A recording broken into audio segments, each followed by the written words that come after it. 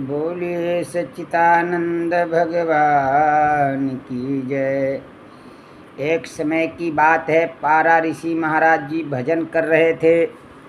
भजन करते करते कुछ समय अधिक बीत जाता है तो उनकी जो भार्या थी, भार्या माने पत्नी, गजरानी, तो गजरानी ने अपने तोता के गले में चिट्ठी लिखकर भेज दी कि प्राणनाथ जल्दी आइए।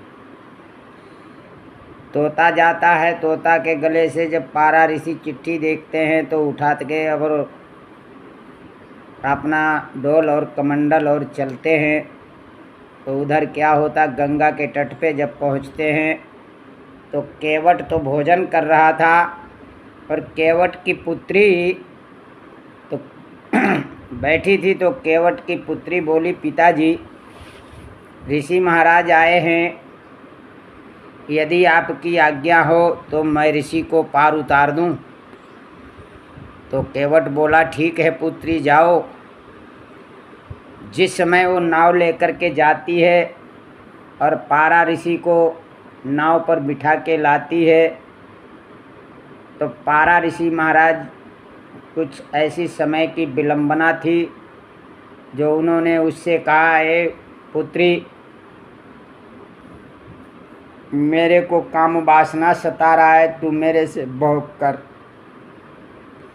तो बोली, देखो बाबा जी, ऐसा है कि दिन है, पिताजी सामने बैठे हैं, आप मेरे से भोग कैसे करेंगे? बोले, मैं दिन की रात बना लेता हूँ। तो पारा ऋषि ने क्या किया, अपनी साफी को जल में डुबोया और चारों तरफ को मारा तो उसको धुंध बना दिया। धुंध माने कुहरा, देहाती भाषा में, हिंदी भाषा में उसको कुहरा बोलते हैं, धुंध भी बोलते हैं। उन्होंने भोग किया। भोग करने के बाद में जब पार उतर गए, जब जाते हैं तो उनकी जो पत्नी थी वो गेट पर खड़ी थी, दोनों हाथों में जल लिए। जब सामने पड़े उसने अपने, वो भी परमात्मा की तपस्या करती थी, उसने अपने तपोबल से देख करके क्या किया, पारा ऋषि को श्राप दे दिया, तुम जम्बू हो जाओ। तुमने एक पुत्री से भोग किया, जम्बू के मतलब सियार बन गए। अब सियार बनने के बाद में पारा ऋषि इधर उधर हो भटकते भटकते भटकते भटकते तो क्या है, वही गंगा के किनारे आ जाते हैं। और गंगा की एक प्रतिज्ञा थी कि जो हमें 7 बार इधर से उधर पार कर देगा, हम उसी से विवाह करेंगे।